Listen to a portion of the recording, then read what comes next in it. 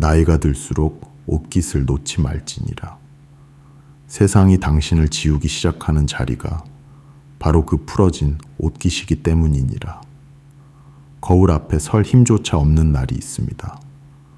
세상은 그런 날 꾸밈을 놓으라 하지만 정약용은 정반대였습니다. 그런 날 오히려 더욱 옷깃을 여몄습니다. 이 나이에 뭘 꾸미냐는 그 말 한마디가 세상이 당신을 지우기 시작하는 신호라는 것을 아십니까? 정약용은 18년 유배지에서 가장 비참한 주막집 뒷방에 스스로 사이제라 이름을 붙이고 용모는 마땅히 엄정하게 가져야 한다 새겼습니다. 유배지에서도 옷깃을 여민 그 손끝에 노년의 품격이 숨어 있으니 오늘 끝까지 들으시면 다산이 유배지에서 지킨 7가지 몸가짐이 왜 오늘 아침 거울 앞 5분을 당신의 존엄을 지키는 마지막 방파제로 만드는지 깨닫게 될 것입니다. 마음이 흔들리시거든 지금 구독과 좋아요를 눌러주십시오. 첫 번째, 한마디도 건네기 전에 옷깃이 당신을 소개하느니라. 사람은 말을 듣기 전에 모습부터 보느니라. 정약용이 강진 주막에 닿은 그날 낯선 사람들은 말 한마디 건네기 전 갓쓴 그의 자세부터 훑었습니다. 유배 첫날 다산이 먼저 한 일은 밥도 잠자리도 아니라 제 매무새를 다잡는 것이었습니다. 정약용은 말했습니다. 용모는 엄정해야 하니 엄정하지 않거든 어서 가다듬으라. 떠올려 보십시오. 병원 대기실에 앉는 순간 당신의 옷깃이 먼저 말을 겁니다. 은행 창구에 봉투를 내밀 때 소매 끝이 당신을 소개합니다. 마트 계산대에서 눈이 마주치는 1초, 머리와 신발이 이미 인사를 끝냅니다. 손주가 현관문을 여는 찰나, 아이의 눈은 말보다 먼저 당신의 옷자락을 읽습니다. 프린스턴 대학의 연구는 이를 차갑게 증명했습니다. 사람은 상대를 본 지 0.1초 만에 믿을지 말지를 정하고 그 뒤로는 판단을 거의 바꾸지 않습니다. 더 오래 지켜보아도 처음의 판단이 확신으로 굳을 뿐입니다. 공자께서도 논어에서 이르셨습니다. 군자가 의관을 바르게 하면 사람이 바라보는 것만으로 두려워한다고. 눈앞의 0.1초는 고작 눈 한 번 깜빡일 시간입니다. 그 짧은 틈에 당신의 구겨진 옷깃, 덥수룩한 머리, 닳아버린 구두가 당신을 대신해 증언합니다. 변명할 겨를도 설명을 덧댈 틈도 없이. 첫인상은 우물의 첫 두레박이니 흐린 물을 뜨면 뒤에 맑은 물도 흐려 보이느니라. 당신이 거울을 외면한 그 아침, 세상은 이미 당신의 첫인상을 다 읽어갔습니다. 말할 기회조차 오지 않는 0.1초에 나를 지킬 것은 단정한 매무새 하나뿐, 다산이 유배지에서 옷깃을 여민 까닭이 여기에 있습니다. 그런데 정약용은 첫인상을 걱정한 적이 없었습니다. 아무도 보지 않는 곳에서도 옷깃을 여미는 법을 그는 이미 알고 있었기 때문입니다. 두 번째, 주막 뒷방에도 제 이름을 붙이느니라. 집이 비록 비루하여도 그 안의 주인은 비루해지지 말지니라. 정약용은 말했습니다.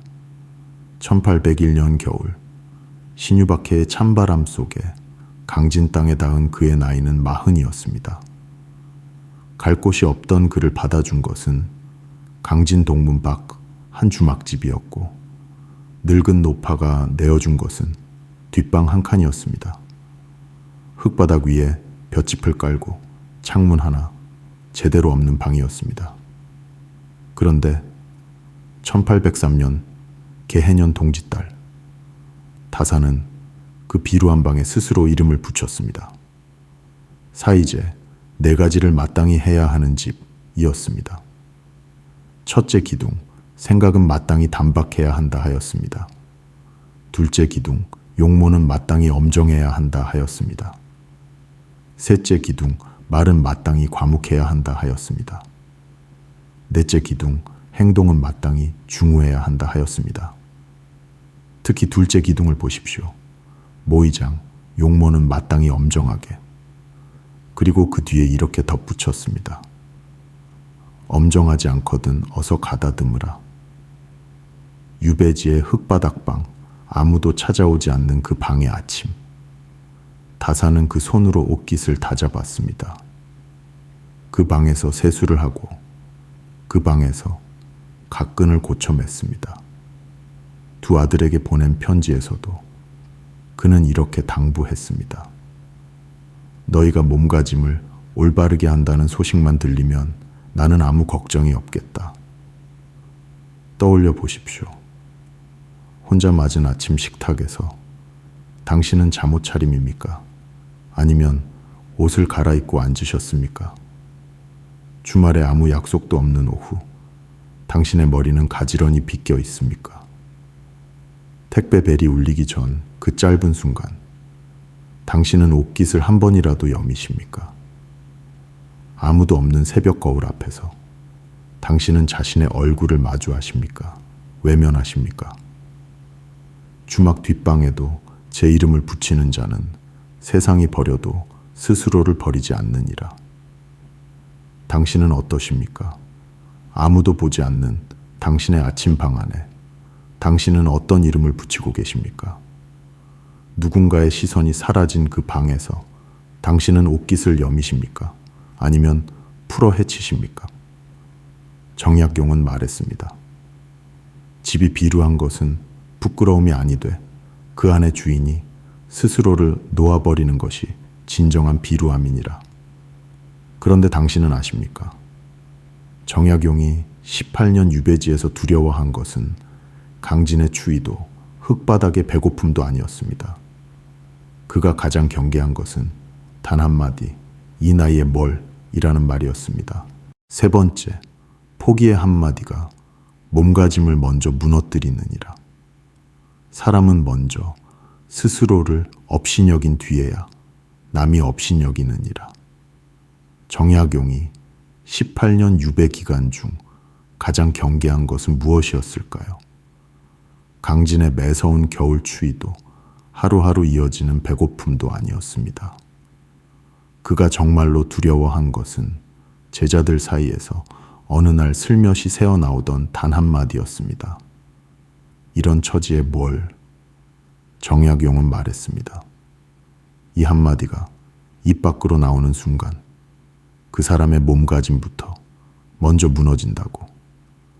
그래서 다사는 제자들에게 절대로 그 말을 입에 담지 말라 단단히 일렀습니다. 포기의 언어는 한 번 새기 시작하면 스스로도 모르게 그 사람의 자세를 눕히고 시선을 바닥으로 끌어내린다는 것을 유배지에서 뼛속 깊이 깨달았기 때문입니다. 그런데 당신의 아침에는 어떤 말이 스쳐가고 있습니까? 한번 떠올려 보십시오. 첫 번째, 이 나이에 뭘 꿈이냐? 이것은 나 자신에 대한 포기입니다. 두 번째, 누가 본다고? 이것은 나를 둘러싼 삶에 대한 포기입니다. 세 번째, 대충 살자. 이것은 존엄 그 자체에 대한 포기입니다. 이 세 마디가 하루하루 쌓이면 어느 날 현관문을 나서다 문득 고개를 숙인 당신은 보게 될 것입니다. 신발을 짝짝이로 신고 있는 자신의 발끝을 말입니다. 그제야 알게 됩니다. 세상이 나를 지운 것이 아니라 내가 먼저 나를 지우고 있었다는 것을. 맹자는 이루상에서 못 박아 말했습니다. 인필자 모연우 인모지. 사람은 반드시 스스로를 업신여긴 뒤에야 비로소 남이 그를 업신여긴다. 다산이 유배지에서 끝내 지워지지 않은 이유가 바로 여기에 있었습니다. 세상이 그를 버렸어도 그는 단 한 번도 스스로를 버리지 않았기 때문입니다. 포기의 말은 작은 구멍과 같아서 한마디가 새기 시작하면 마음의 둑 전체가 무너지느니라. 그러니 당신, 오늘 아침 입 밖으로 먼저 나온 그 한마디를 가만히 돌이켜 보십시오. 그 말이 바로 세상이 당신을 지우기 시작한 지점입니다. 정약용은 말했습니다. 스스로를 업신여기는 입부터 먼저 다스리라. 포기의 한마디를 삼킨 자리에 존엄의 한 매듭이 다시 섭니다. 그런데 여기서 이상하지 않습니까? 왜 옷깃 하나를, 여미는 그 작은 동작만으로 마음 전체가 다시 서는 것일까요? 그 비밀은 다산이 유배지에서 이미 알고 있었고 현대 심리학이 뒤늦게 증명하기 시작한 것입니다. 네 번째, 옷깃을 여미면 허리가 따라 펴지느니라. 안에서 진실하면 반드시 밖으로 드러나고 밖을 바로잡으면 안이 따라 바로 서느니라. 정약용이 두 아들에게 남긴 네 글자가 있습니다. 경직의방, 공경으로 안을 곧게 하고 의로움으로 밖을 반듯하게 하라. 주역 공예에 이미 새겨진 그 가르침을 다산은 유배지에 서찰해 거듭 옮겨 적었습니다. 안과 밖이 결코 두 세계가 아니라는 것을 그는 주막 뒷방의 손끝으로 먼저 알았던 것입니다. 정약용은 말했습니다. 공경으로 안을 곧게 하고 의로써 밖을 반듯하게 하라. 이것이 군자가 제 몸과 마음을 함께 세우는 길이니라. 떠올려 보십시오. 구김 없는 셔츠를 집어 단추를 끝까지 채운 아침. 당신의 등은 제가 먼저 펴집니다. 머리를 단정히 빗고 거울을 마주한 아침. 같은 신문 한 줄을 읽어도 글자가 다르게 들어옵니다. 반대로 잠옷바람으로 시작한 날. 점심때도 지나기 전에 당신의 허리는 소파로 무너집니다. 외출복을 갖춰 입은 날. 약속이 없어도 현관문을 한 번쯤 열어보고 싶어집니다. 옷깃을 여미는 그 손끝의 감각이 당신도 모르는 사이 마음의 자세를 바꾸어 놓고 있었던 것입니다. 대학 성의장에 이르기를 안에서 진실하면 반드시 밖으로 드러난다 하였습니다. 그런데 현대 심리학은 그 반대의 길도 있음을 뒤늦게 증명했습니다. 애덤과 갤린스키 두 연구자가 2012년 발표한 실험이 그러합니다. 같은 흰 가운을 의사의 가운이라 일러주고 입힌 사람들은 같은 과제에서 주의력과 수행이 올라갔습니다. 옷이 뇌에 신호를 보낸 것입니다. 나는 지금 중요한 일을 하는 사람이다 라고. 학자들은 이를 옷 입은 인지라 이름 붙였습니다. 다산이 주막 뒷방에서 아침마다 옷깃을 여민 그 손끝이 2000년 경전과 현대 실험실에서 함께 증명된 것입니다. 옷은 마음의 등받이라. 등받이가 없으면 허리는 금세 꺾이느니라. 당신이 잠옷 차림으로 맞은 어제 오후, 마음도 함께 구겨져 있지는 않았습니까? 옷깃 한번 여미는 그 5분이 무너지던 하루를 일으켜 세우는 작은 기둥이 됩니다. 정약용은 말했습니다. 공경으로 안을 곧게 하고 의로써 밖을 반듯하게 하라. 안과 밖은 서로를 일으켜 세우는 한 쌍의 손이니라. 그렇다면 아무 옷이나 잘 갖춰 입으면 되는 것일까요? 아닙니다. 다산이 유배 18년 동안 엄중히 그어놓은 경계선이 하나 있습니다. 다섯 번째, 명품이 아니라 단추 하나가 당신을 지키느니라. 단장은 화려함이 아니요 단정함은 존엄의 선언이니라. 정약용은 말했습니다. 목민심서 율기편 다섯 번째 조항 절용에서 백성을 사랑하는 근본은 재물을 절약해 쓰는 데 있고 절용의 근본은 검소함에 있다 하였습니다. 검소해야 청렴할 수 있고 청렴해야 사람을 사랑할 수 있다는 말이었습니다. 유배 18년 다산이 주막집 뒷방과 초당을 오가며 몸에 걸친 옷은 단 한 번도 화려한 적이 없었습니다. 그러나 단 한 번도 흐트러진 적 또한 없었습니다. 노자께서도 이르셨습니다. 천리길도 발 아래 한 걸음에서 시작된다고. 떠올려 보십시오. 값비싼 정장 한 벌이 아니라 깨끗이 빨아 햇볕에 말린 셔츠 한 장이면 족합니다. 번쩍이는 명품 가방이 아니라 오래 닦아 결이 살아난 구두 한 켤레면 족합니다. 요란한 화장이 아니라 가볍게 빗어내린 머리와 가지런히 다듬은 손톱이면 족합니다. 무엇보다 은은한 채취, 잘 씻고 이를 닦고 머리를 빗고 옷을 갈아입는 그 기본 하나면 족합니다. 다산이 유배지 초당에서 지킨 것은 바로 이 5가지였습니다. 단정함은 맑은 물과 같아 화려한 물감이 없어도 하늘빛을 있는 그대로 비추느니라. 흐린 물에 금을 풀어도 하늘은 비치지 않으나 맑은 물은 제 빛깔 없이도 하늘을 온전히 담습니다. 노년의 품격이 이와 같습니다. 당신의 옷장에 지금 필요한 것은 새 옷 한 벌이 아닙니다. 이미 걸려있는 옷 한 벌을 깨끗이 빨아 구김을 펴고 단추를 끝까지 채우는 그 일뿐입니다. 정약용은 말했습니다. 검소해야 청렴할 수 있다고.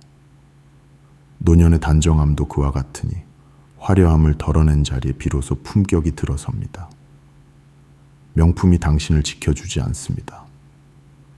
당신을 지키는 것은 오늘 아침 단추 하나를 끝까지 채운 그 손끝입니다. 그런데 이 단정함은 당신 혼자만의 문제가 아닙니다. 당신이 문을 여는 그 순간, 당신의 단정함은 이미 다른 누군가의 하루에 닿고 있기 때문입니다. 6번째, 문을 여는 그 순간 옷깃이 먼저 당도하느니라. 눈동자는 그 악함을 가리지 못하고 옷깃은 그 정성을 감추지 못하느니라. 정약용은 목민심서의 맨 첫머리 율기 6조 가운데 제일 조로 칙궁을 세웠습니다. 몸가짐을 절도 있게 하라는 뜻입니다. 다산은 말했습니다. 수령이 관에 나아가 백성을 마주하기 전 가장 먼저 할 일은 의관과 허리띠를 가지런히 하는 것이라고. 정사에 임할 때는 장중해야 하니 이것이 예부터 내려오는 도라고 못 박았습니다. 백성을 다스리기에 앞서 먼저 자신의 옷깃부터 다스리라는 것이었습니다. 단정함은 혼자만의 일이 아니었습니다. 마주한 사람에게 건네는 소리 없는 첫 번째 존중의 인사였습니다. 그런데 당신의 하루는 어떻습니까? 가만히 떠올려 보십시오. 첫 번째, 병원 접수대 앞에 섰을 때 같은 문장을 말해도 옷깃을 여민 당신의 목소리에는 접수원의 눈빛이 한 번 더 머뭅니다. 두 번째, 마트 계산대에서 봉투를 건네는 1초. 점원의 안녕하세요. 는 당신의 손끝과 소매를 먼저 훑고 지나갑니다. 세 번째, 오랜만에 현관문을 연 손주가 당신을 올려다보는 그 찰나. 아이는 말보다 먼저 할아버지 할머니의 은은한 향기와 반듯한 자세를 기억 속에 새깁니다. 네 번째, 명절 가족 모임에서 사위와 며느리가 보내는 그 시선. 말 한마디 없어도 그 방에 들어선 순간 이미 당신의 단정함이 그날의 당신을 소개하고 있었던 것입니다. 정약용은 말했습니다. 얘기 옥조편에 전해오는 구용 가운데 노년이 새겨야 할 3가지가 있으니 걸음은 무겁게 하는 조경중, 머리는 곧게 두는 두용직, 낯빛은 장엄히 하는 세경장이라. 빠르지 않아도 좋으니 무겁게, 꼿꼿하지 못해도 좋으니 곧게, 웃음이 없어도 좋으니 장엄히. 이 셋만 지켜도 당신이 들어선 자리에는 이미 신뢰가 먼저 앉아 있습니다. 단정함은 말없는 편지와 같아 봉투에 이름도 주소도 적혀 있지 않으나 받는 이의 마음에는 분명히 닿느니라. 그러니 당신, 오늘 문을 열고 마주칠 그 한 사람에게 어떤 편지를 보내고 싶으십니까? 정약용은 말했습니다. 의관을 먼저 가지런히 한 뒤에야 사람 앞에 서라. 당신의 옷깃 한 번 여민 그 손끝이 상대의 하루에 도착한 첫 번째 존중의 문장입니다. 자, 그렇다면 당신은 내일 아침 무엇부터 해야 할까요? 거창한 결심이 아닙니다.